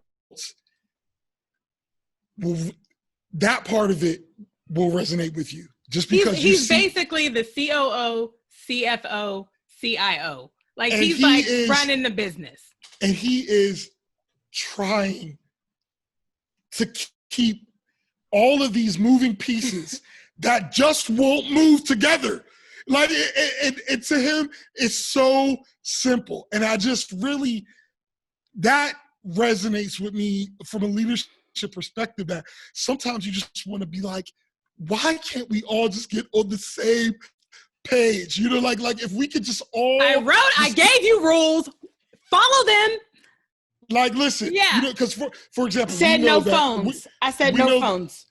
What's the problem? I said no phones. It's so clear. It's so clear. This is what I mean why I would be a good drug dealer. I wouldn't have a phone. I would never have a phone. They would never kill me. Brittany, first of all, you would give all your drugs away. You would be the first one. Because you're so nice. You would be like, they'd be like, I don't have any money. You'd be like, okay, you can have some drugs. Just pay me when you can. Brittany would be the absolute drug dealer out. But anyway, so I'll be the worst drug dealer, but I wouldn't be dead. You wouldn't be alive. You would be alive. You would not be dead. But so that's the first thing. I feel like as a leader, he's just, I just feel him. You see what I'm saying? As a leader. Yep. But I also love the fact that Stringer, if you notice, when we meet him, you can already tell there's something a little different about him. But the thing about Stringer is a businessman. Yep. He's a businessman, and he just happened to He's in business. He's taking business classes. Listen, I'm trying to get to that. I'm saying if he just like when you have, like I said, certain families who start off bootlegging or doing whatever, and you got to think about, yes, drugs do crime, but guess what else does crime? So, harm. Drugs do harm, and I'm not taking away from that. But guess what else does harm? Cigarettes, alcohol, pharmaceuticals, and guess what? Food. If it ain't done right, yeah. Food. Processed food. Taking us out. All of this stuff that, like, I remember Chris Rock did a bit long time ago, and he used to say only the white man can profit from pain. Like he did a whole bit about it. And I'm just saying, I just love seeing how Stringer Bell is a CEO who just happened to be born in this circumstance, but he's organizing this thing under the most brutal circumstances that you can imagine, because these are people who have all of the disadvantages that we're talking about. So they're not walking into an organization where they're trying to be good. When people walk into an organization, it's like, oh, I'll work nights and weekends. You know what I mean? Like, that's not what he's dealing with. So he has to walk this line between being a professional and managing all of these personalities, and he's just doing it better than, it's an impossible situation, and he's doing it better than most people could ever dream of doing. So, and the fact that he's always trying to better himself, and because, what show did you ever watch where the kingpin drug dealer is attending class at community college so he can learn more about how to be a more successful businessman? I just have never seen that before, or like I said, or since. And so he was such an interesting character that he is a gangster in every sense of the word, but he's also a leader in every sense of the word. He's also a CEO in every sense of the word. He tries to teach them things. What'd you say? Being part of being a leader is teaching. And he does try to teach them. He does try to teach them he's not just trying to say, hey, do this because I'm telling you to do it. Do this because I need you to understand why it is important, why we have this copying company, because this is our front business. You cannot mess this up. We have got to have this. Another thing was them getting into politics. They were destroying the neighborhood in the sense that we have drugs happening, running amok, but then we also have them buying up property. And I was like, you're really messing with my mind right now, because buying property. He's buying property because he's in cahoots. Their drug organization is in cahoots with government officials. Government officials are planning a development in a certain neighborhood, and the drug dealers are buying up properties around where the development is about to happen. And they're all in cahoots, and they're making contributions to this is actual relationship with the politicians. They're making contributions. They're in communication. And we're going to really get into that. Clean money. We're that point you made too, Britt. We're going to really get into that in season 3, because season 3 is about the government. I can't wait. So all right. So look, we went over. But so is there anything else? Yes. Yeah. Go ahead. Get it out. Look, get it out. You know what? I feel like before you do that, I just want to say that Mara and Erica both said that I would be a broke drug dealer, and they're correct. They know you well. But I would be alive. Yeah, you know what would actually happen is Brittany would be like, Genia, my drug dealing isn't going well. And then what would end up happening is me and Brittany would be in cahoots. And anytime a really difficult conversation needed to happen, Brittany would articulate everything that needed to be said, but then she would tell me, Genia, why don't you go? and do it.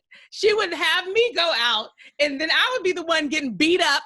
I'll be the one getting shot, and Brittany would be there, everybody's best friend. Listen, when you're in the game, there are sacrifices.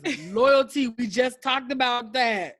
You know, people don't know how much Brittany is the boss of me in this here life. People don't know. We don't know. She who's pulling the strings.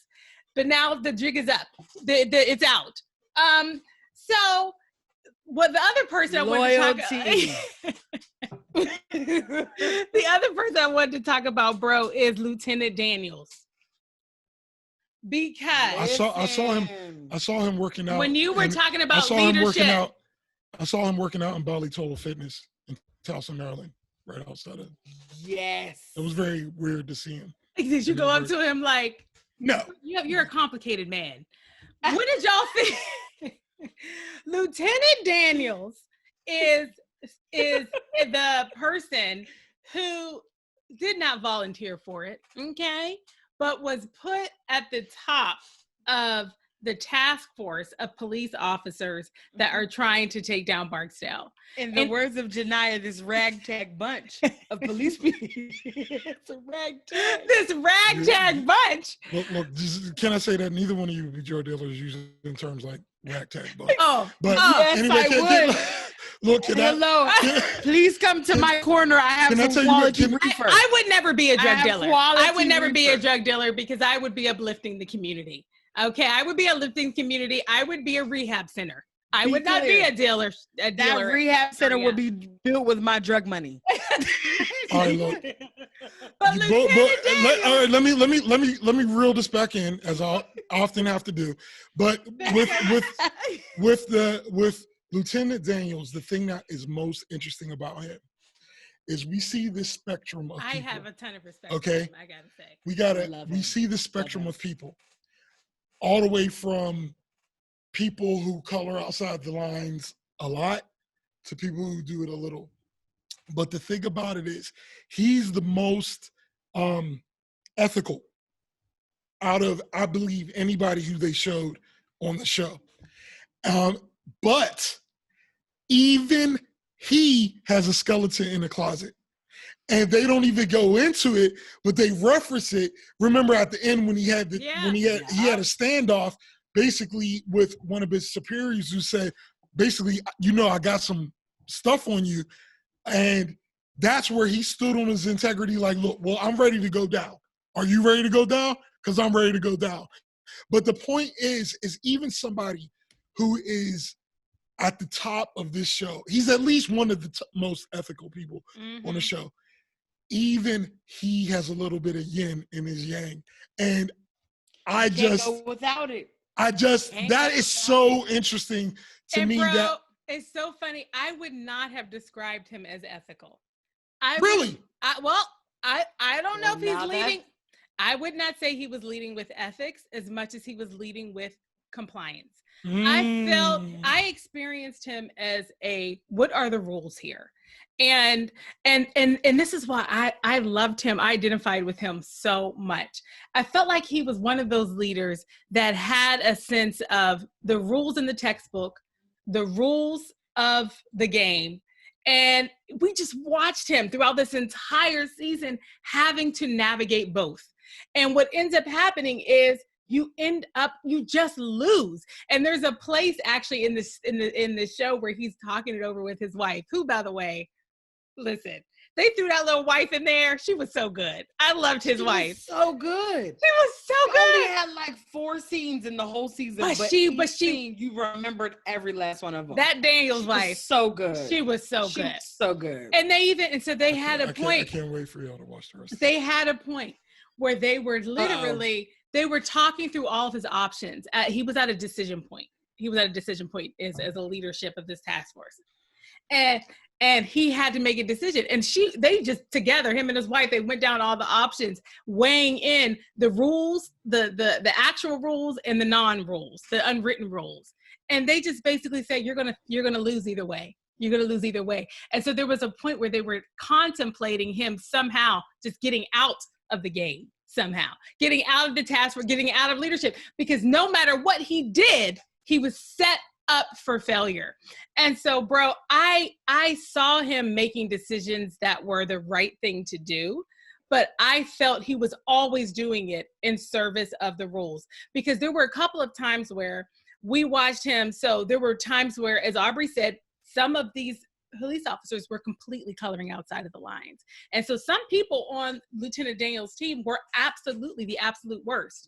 I'm talking about the worst. I'm talking about this little black kid is out in the projects in the middle of the night, minding his own business.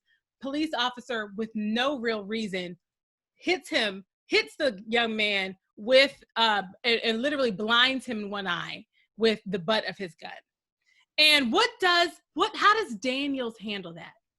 Daniels, because of the unwritten rules, he coaches that police officer into a story that made it seem like it was self-defense. So that's why I would not call him ethical, but he did what he had to do to protect his people. There were other times where he was getting an awareness of, so even there were people on his squad that he suspected of having stolen money. He didn't turn them in. He said, give me the money back. You know, so I wouldn't look at him as ethical, bro, but I thought he knew the game, and I thought he was playing it, and I thought he was just in compliance with the rules. Yeah, with his own just pressures and even racism that he was dealing with. When the police commissioner came to that hospital and he immediately looked to the white man and started talking to him as if he was a lieutenant, and the white man was like, that's Daniels. And I was like, that is happening. He has this Daniels is nuanced in the sense that I am. Oh, the weight of leadership. The weight. My authority is being disrespected at every turn. That's why I definitely describe him. Let me say this: if I'm not using ethical as a description, even though ethics are relative, as a verb, and like you said, I mean, yes, it's all relative. It's all relative. But it's all relative. But what I'm saying is his motivations don't seem selfish to me in this season. Like, his motivations are always, he chooses what's the best option I can choose out of these. I have to choose one of them. But wouldn't you say that at the beginning of the season, he was angling for a promotion? There was a point at which he realized he could not get it. And that's when he said, if I'm literally not able to get this promotion, I'm just going to now advocate for my team. Let me, you have made some solid points. I'm going to rephrase what I'm saying. I'm saying, of these people on The Wire, I feel like he's the most ethical. Not that he is necessarily an ethical person. I'm just saying, on the scale of this group of people, I'm saying he's on the one end. You know what I mean? The most ethical person on this show is Weebay. I would say Weebay is a mass murderer. I would say the most ethical person, and I'm about to shock y'all minds to Channel 9 because going all the way to Channel 9, baby. Get your mind ready to get. I'm ready. Because I want to see if you feel like it's the same person as I do. Because hold on, can I guess? And then you tell me. All right, D'Angelo. Nope. Wait, which one is that? Okay, go ahead. D'Angelo is the one doing the drug run. Yeah. All right, go ahead. I'm on the edge of my seat. It is. Oh man, I just closed my org chart to get the names. It is the officer that came from the pawn shop. Yes. Freeman. Lester Freeman. Okay, now let me give the people some context. Tell the people about Lester. How did I forget about Lester? Silent force. Oh! I mean, just a force. Yes. Now, and they had a smooth dude on top of everything else. He was so smooth. Look, you talking about an old school player?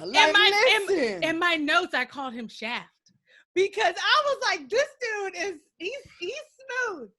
So there was one young girl who they were trying to flip to be a witness who was she's a stripper in one of the establishments, and they were worried about keeping her safe. He was like, yeah, she can stay in my apartment. And Lieutenant Daniels was like, okay, you're a police officer. Like, he's like, I know, you're right. He ain't doing nothing against the law, baby. Hey, Mackin ain't against the law. It is not. When this task force was first put together, when this police task force was first put together, because there were so many people in the upper levels of local politics and in the police department that did not want the task force to be successful. They didn't want the Barksdale organization taken out because they were profiting from it. That's what you start to understand. So because the higher ups did not want this exploration to even happen, number one, and they certainly didn't want it to be successful, when they put together the task force, they were in the intention of pulling together the worst possible group. So that's the other thing you need to know about this ragtag group. They were put together in spite. And who did they spitefully put on this task force? A guy, Detective Freeman, he had been 13 years prior, he had been put into the pawn shop division because he was doing some quote unquote real police work, and they didn't like it then. And specifically, he arrested somebody who was politically connected that they told him not to arrest, and he did it anyway because of his ethics. Yes, hashtag ethical. Yes, and he had been living for 13 years, and the consequence of that, he had been put in the pawn shop unit, and he described the work of the pawn shop unit. Here's the work of the pawn shop unit. When something gets pawned, they make an index card about it. And if something comes up in a case and they want to know if it was in a pawn shop, he said they look for the index card. If the index card isn't there, they say the index card isn't there. So this is a guy who was an excellent detective. He was Shaft, okay? He was an excellent detective, and he had been put in the pawn shop unit. And they forgot that they had put him in the pawn shop unit because he was a beast. And they were so dumb that they forgot, and they put him into this task force thinking he would just be a wasted body. Well, guess what? He was not. Guess what? He dusted off those skill sets, and can I just say? Right, in the words of Mara, she said, wow, whittling models. Yes. While whittling models. Listen, that's the other thing. Some officers, because they don't get paid enough as police officers, they steal money. Others do what? Create a side hustle. What was his side hustle? Handcrafted dollhouse furniture that he was literally making these intricate pieces. I mean, the artistry, right? And earning thousands of dollars. If you don't tell if that's not more of a I'm gonna get a woman move. And here's what he's making little wooden babies. Now, what did he do? You want to talk about a value add? Okay, this man is not only is he offering his amazing skill sets, decoding things, finding the intricacies of the case, starting to peel back the layers. He is the reason that we discovered the depth of the corruption. Okay, he is the reason that we discovered the expansiveness of the Barksdale organization. It was because of him. And as he was doing all this, what made him so good is that he was elevating the skill sets of the team.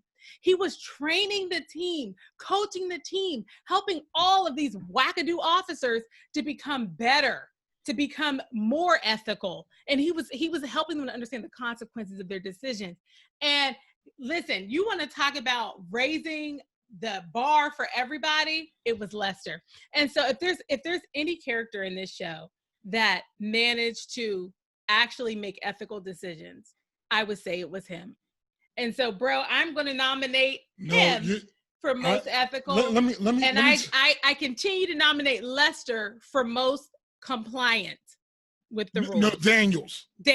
I'm sorry, Daniels most compliant. Listen, can I tell you that you made such a strong point. I mean, that I feel like we need to go back 30 years, and you should drop your rap lyric just one time for me, drop your rap lyric because that's how good your point was. Yo, it's Janaya, consuming cities like fire. Educated lyrics that are meant to take you higher. I know I'm new. Never said I was the roughest when it comes to dropping knowledge with these rhymes. I'm the toughest, just the educated woman with the presence of a queen. Dark milk chocolate imported like a cocoa bean. Waited in these puddles that we call humanity, self-education, self-awareness, and spirituality. Man. Listen, that was a hip hop quotable right there. That should have been in the Source magazine. This rap was written while I was in elementary school. Week. I don't know, middle school. It was last week. And it is my favorite rap verse of all times. And this is the first time it's ever been recorded. No one is now it's recorded for all. And look, I'm going to give you all, for people who are watching, you'll have a treat because at some point in a future podcast, I'm going to get her to rap her Lauryn Hill verse later on.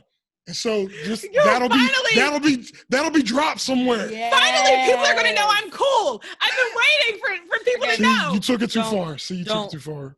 Don't mess it up. Don't pre-mess it up. Don't pre-mess it. So badly. Just don't pre-mess it. Okay. It's a mess up. That's a mess. That's a mess up. Brittany is the cool one. Brittany is the cool one. But I have a rap. You have to be specifically cool to pull off blue headphones, blue lipstick with a blue shirt. Yes. And have it pop. Oh, with the blue straw.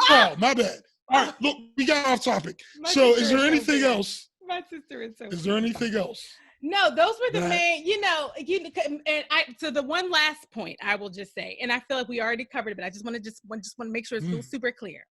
Brittany talked about the fact that this show really nodded to the intricacies of race, gender, sexuality. We have also talked about how this show has grappled with power. Okay, at all levels, people looking for personal power, looking for family power, looking for community power, looking for economic power. Okay, these are the things we've been talking about. And we also talked about genius. That is something else I love about this show.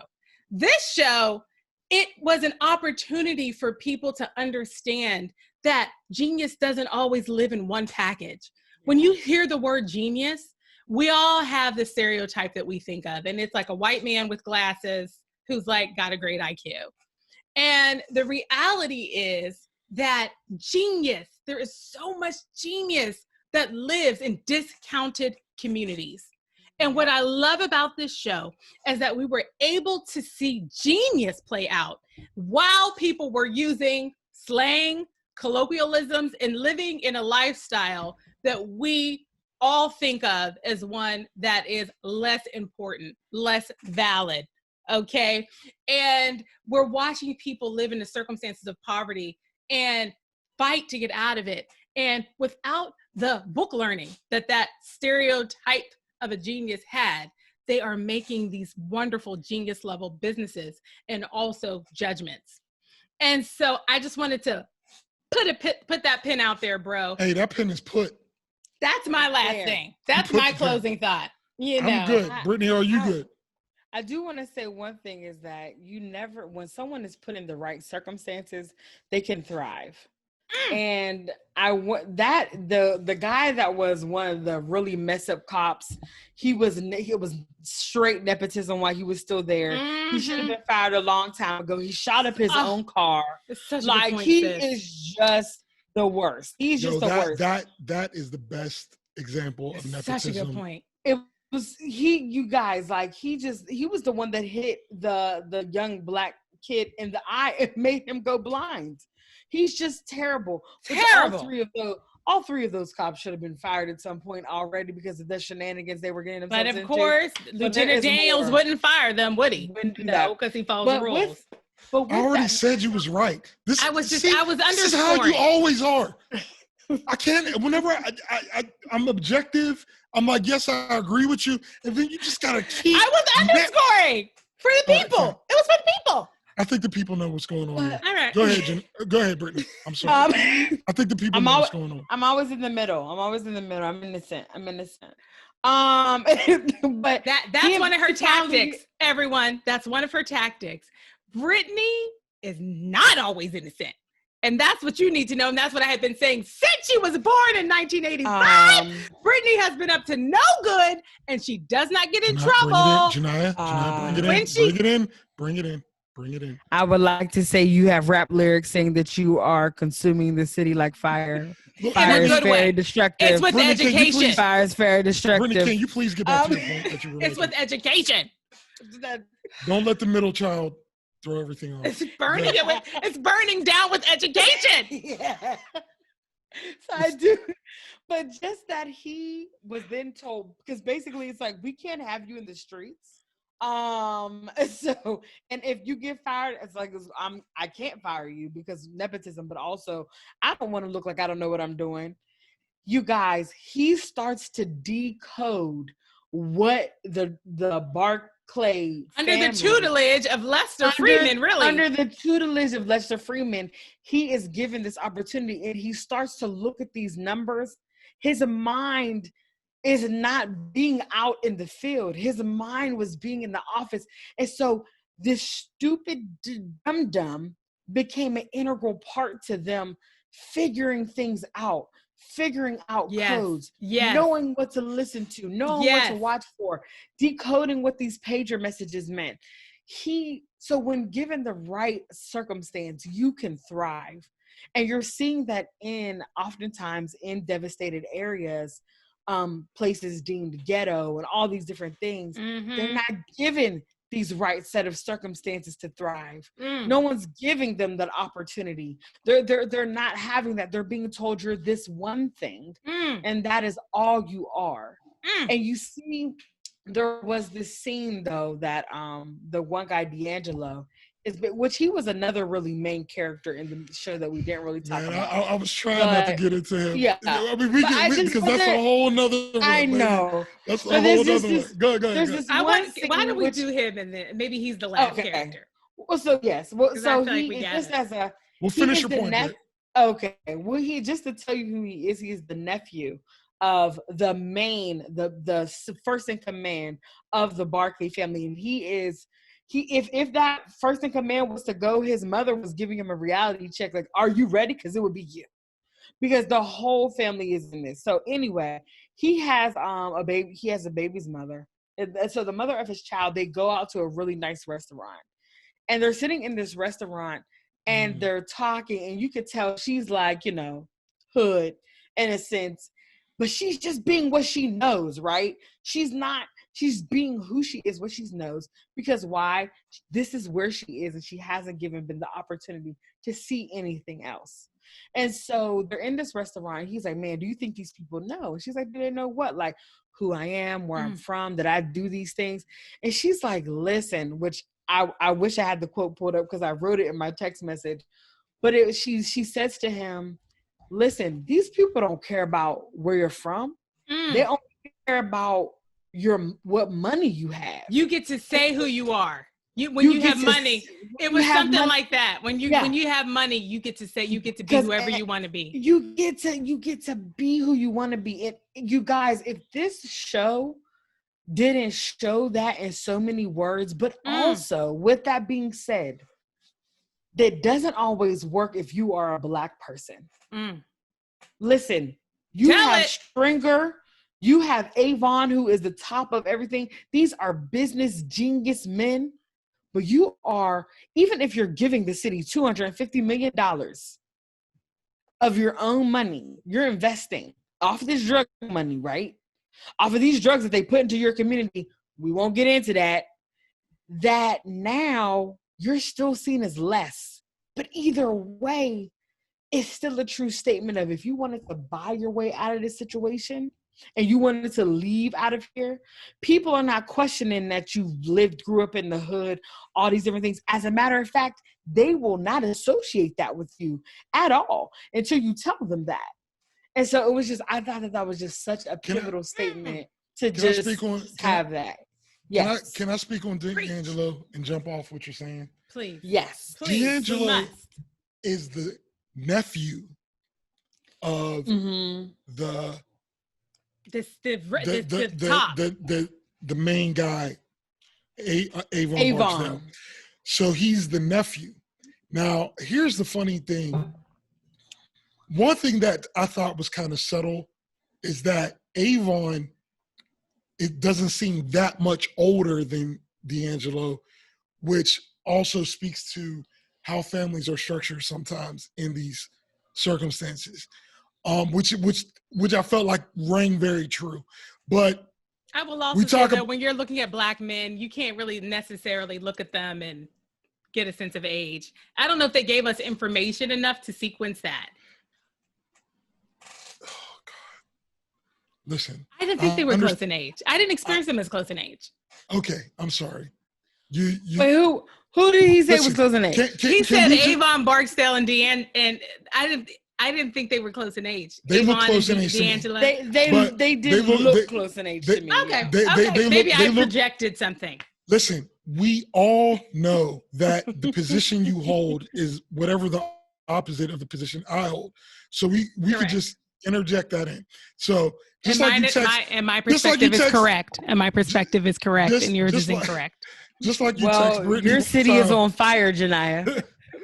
Just like you text Brittany and said, I don't know what Aubrey's opinion is, but I do know it's wrong. That's a quote from Genia Wright. But one thing I feel like is that's how I feel. One thing I do feel is very interesting is that you also see nepotism in the Barksdale organization. Ooh, yeah. Because the whole show started off because D'Angelo got beat up and he shot somebody recklessly in public, which is how the whole show started in the court scene that Genia was talking about. Now, what I'm saying is that imagine if that was anybody else. Gone.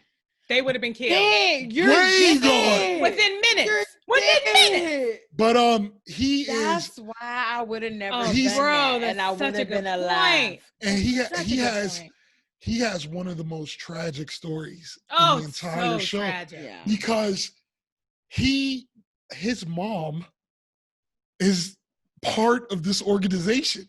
His mom is Avon's sister. Dropping snacks off to him while he's selling drugs. When he stay safe, honey. Here's a snack. She said, I want you. Oh, I know you're at work. I was like, wait. And I'm not going to say whether or not this was wrong or right. But he was about to flip on the organization. Yep. And he was going to flip on the organization because, long story short, they made a mistake that resulted in his arrest. And now he had 20 years hanging over it. His mom came to talk him out of doing a deal. Now, I'm going to just tell you, that is insane to me but the point I'm making is like D'Angelo, if he was born in a typical household, he would have went to school. Household. Right. If D'Angelo was our brother, he'd probably had a B average in high school. He would have went to college. You'd have had some loans. Yeah. It would have just been a normal. So normal. But because some of these people that they're showing, they fit in their role so well. Like some of the cops are just evil cops, and some of the gangsters are they're just so gangster that you can't even see them being anything else. But like D'Angelo, he would have been something else. Totally. And he wants. I think he would have been a middle school teacher. Like, I'm gonna tell you, when he would have been. He would have been a middle school science teacher. A counselor. He would have. Yeah. Because look, remember the scene, which is one of the best scenes in the show, when Bodie and Wallace are playing checkers with chess pieces. Oh, I love that scene. And he came up to them like, listen, he could have let them just do what they're doing, but no, let me elevate you. This is how chess works. And I'm going to tell you, someone who's mastered chess or even plays chess, that is a certain type of individual. Totally. You know, so he's definitely and the way he taught them, you know, using the analogy of, you know, like, this is the queen, this would be my uncle Avon. Oh my God, it was just, this is the king, this is Stringer, you know, this is the what's the castle, I don't play castle Pete. I was one of the people he was teaching. I was like, oh, I get it. You know the man. Aren't there a bunch of the castles? No. Hold on. A pawn? Is that what you're talking about? I know there's a rook. Google, what's the castle piece in chess? Well, while he's looking that up, I will say Ashley has said rook. Yeah, rook. So the rook. Rook. Yeah, so the rook. So he was talking talking about the rook is the stash, you know, and it was just an amazing scene. Just to the point of why he would have been a teacher, because he was able to communicate these ideas. And he had such heart in a way for that the they kids. understood. People were trying to answer you. The Rook in the Towers. The Rook in Ashley, Erica, and Mara. Thank you, people who actually know how to play chess. I feel like those people were being a little condescending, to be honest with you. I think they were being support. very helpful. He didn't have the information. They were being very They were trying to help me out, like, oh my God, this dude don't even know. It's the Rook. and I'm mad there were three of us, and we were like, castle. I was thinking Rook, but that sounds like a person. It doesn't sound like a building. Anyway, go ahead. But bro, it's actually all of us not knowing like chess well is a great example of like how much we have a circumstance that is, I mean, it is just like we are 1 degree separated from D'Angelo in so many ways, you know. And if you were to sit me next to D'Angelo and guess about which one knew how to play chess, it would have been me, right? It's not D'Angelo. That's my point. You know, so it's just another example. Yes, that's a great. It's another example. And one of the things that I really appreciated about the D'Angelo character was that there was a point where he started to, I don't want to say buck the system, but I'll say question the system. Yeah. He started to question the system. So as he was just in this experience that was just not a good fit for him, clearly he was not in the right journey. He started to say in moments where he had the ear of like the head of the organization, Avon Barksdale, he started to raise questions about the logic that they were applying to certain situations, you know? And there was a point that was so important where he was actually advocating for the life of Wallace. Wallace, you know, we've talked about Wallace. He was a person that D'Angelo had watched him become drug addicted. D'Angelo had watched him become further and further into this life, but D'Angelo had also been a nurturing force for Wallace, enough that Wallace confided in him that he was starting to question whether the drug dealing life was the right life for him. Wallace had confided in D'Angelo that he wanted to go back to high school, you know, and yeah, he was going to be a couple grades behind where he probably should have been, but he wanted to go back because he didn't think that drug dealing was the right path for him. He was thinking about college, for goodness sakes. And Janiyah, to your point, to both of you and Aubrey's point before you move from that, Wallace actually started using some tactics with one of the elementary school kids when he was coming in. She was coming in asking a question about math. He started using these different drug teaching tactics that he learned from D'Angelo. And that was his way of learning what a man looks like. This show is so good. It's so nuanced. Okay, so I just wanted to put that out there. Thank you, sis. Once again, we have a mind meld because that was actually the point I was building to. Was that we were watching Wallace. You know, all of these figures are becoming, you know, father-like, you know, parent-like figures in the lives of the younger ranks. And who did Wallace go to when he was having a personal revelation? He went to D'Angelo. And it was because D'Angelo had been experienced by him as someone who could hold that level of conversation. Whereas if he had said it to some of the others, he would have got popped in the face. You know, there was one point where he wasn't paying attention. I don't think he was like on a phone or something. And one of the guys just threw a glass bottle at him to get his attention. Bodie threw a glass bottle at Wallace to get his attention instead of just saying, "Hey, buddy, focus." You know, anyways, it was just he went to D'Angelo because D'Angelo was a person that could hold that level of conversation. Yeah. And so we watched D'Angelo advocating for the life of Wallace. D'Angelo was saying, listen, okay, maybe Wallace is a loose end, okay, in the fact that we have a sense now that he's potentially in cahoots with the police. We have a sense now that he's taken a break from us. You know, he's been on drugs. He's gone out to the country to be with his grandmother in circumstances that we aren't clear about. But he's a child. And he kept saying it, but he's just a child. He's a kid. Please let him go. Just let him be. Just let him be. He wants out of the game. If he can get out, just let him be. Let him be. And so that was And they show the nuances between city and country. Like, he's like, it's so loud. What is that? And it was the crickets. It was crickets. He had never heard crickets. He had never heard crickets. You guys, that was crazy. Wallace went to the country and had never heard crickets. So All right, anyway, we're on hour 2 of this 1 hour podcast. Yep. Good. So then we've checked all the boxes then.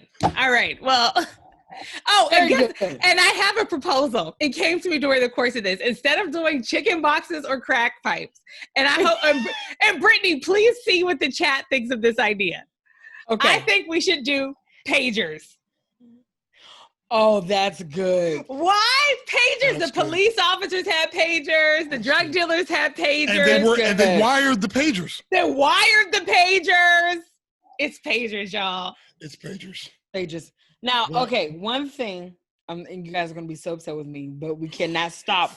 This is the last thing. This is the last thing, I swear. Oh, gosh, the whole scene, the scene where they were only using the F word. I feel like I'm back at Covenant. No. That's so good. It's our third offering.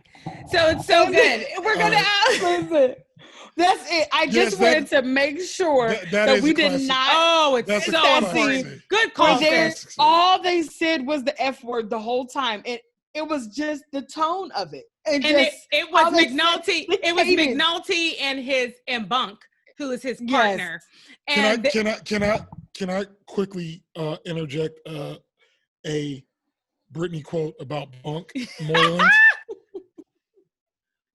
Oh, it's so unfortunate that the plus size cop is being unfaithful to his wife. Which I don't know what him being plus size has to do. Anyway, I don't even want to get into an explanation. Guys, I just you mentioned Bunk, I don't listen to the characters' names like I should. Brittany picks up, and she does this no matter what we're reviewing. She'll just pick up one little thing about the character, and then that's how she names the character forever. But it's not the name. It's why. Is the fact that distinguish him. Listen, though, when I did say that it was the plus size cop, you knew exactly who I was talking about. You know what? This is why I didn't want to discuss it further. I just wanted to go ahead. No, but I'm happy. All right, I'm happy people are getting this level of insight. Okay. They need to know. All right, so they need to know. Yeah, what were we talking about? We were talking about the fact that that McNulty and Bunk, they're partners. And there's this scene where, first of all, they don't even want to investigate this case. They have to go and investigate this case. It's been open a long time. It has been put in front of them almost as busy work, just to try to summarize the context, to really distract them from what they really want to be focused on. And so they're going, and they're like, this is not going to be a top-notch use of our time. I'm paraphrasing. And they get there, and as they get there, they are uncovering on this cold scene. This scene is so cold. This case is a long time ago. They are there discovering that it is, in fact, a very juicy case. And that it is also, they're also so discovering juicy that it is relevant to their larger, to the Barksdale investigation.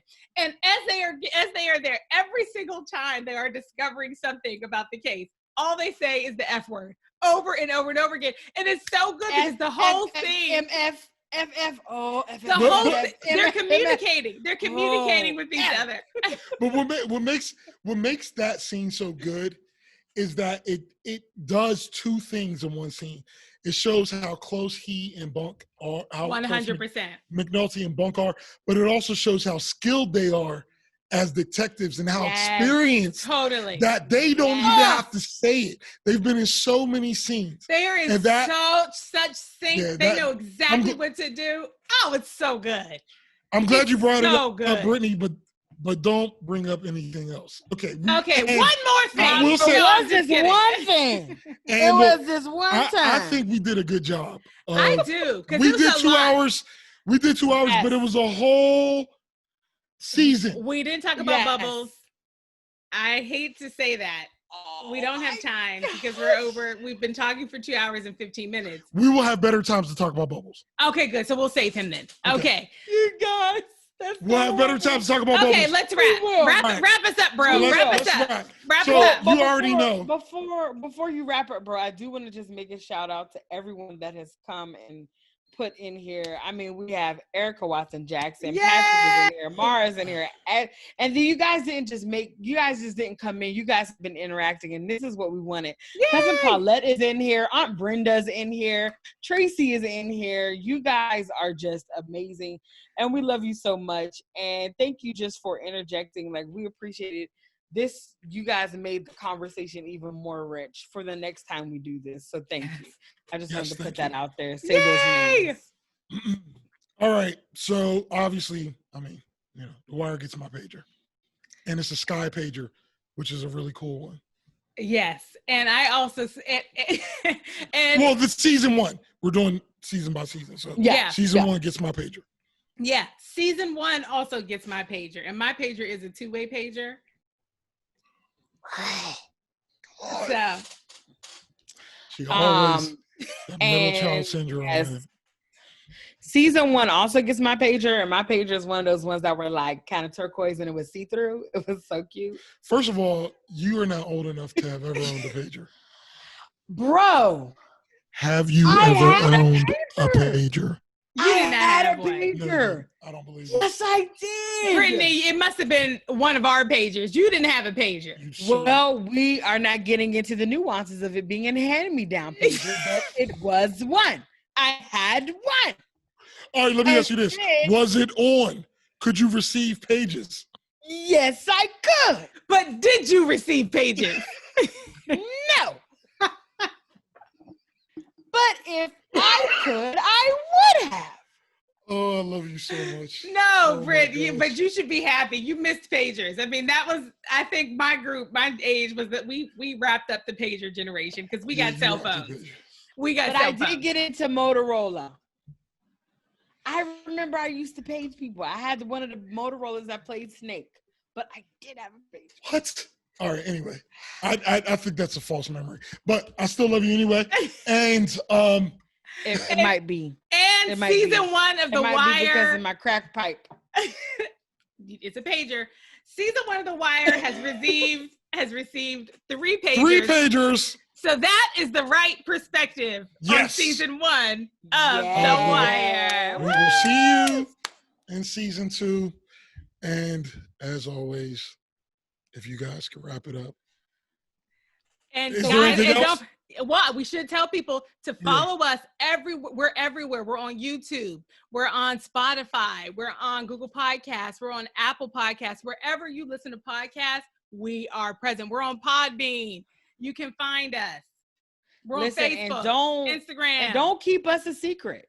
Please. Don't keep us a secret. Share us wherever you are, whatever platforms you're on. Share us for sure. And so send suggestions if there's something you want us to review. Send us a suggestion. Send it to us through any of these platforms because we need some more ideas.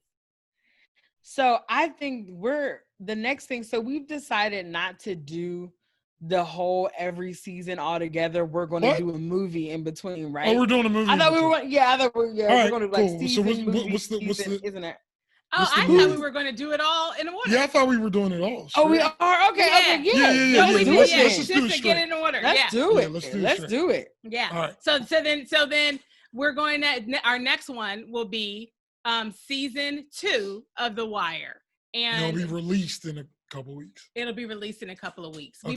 We post every other Saturday. So this one that we're doing live on July 19th, it'll be posted on all platforms on July 24th.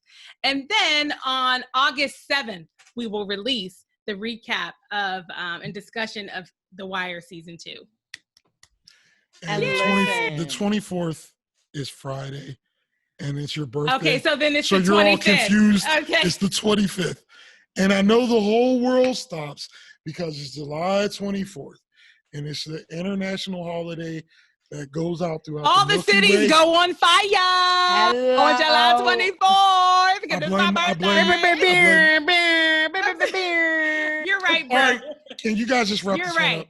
You're right, but thank you for correcting the dates. So this one will go live everywhere or be posted everywhere July 25th, and then season 2 will be available on August 8th. Thank you, bro. And let us know if you like us going live, because we'd love to do this again. This was fun. This was fun. Okay, I love you, bro and sis. Thank you, everybody, for joining. Bye. Bye, everybody. Love you guys. Brittany, you didn't do it. Well, bye.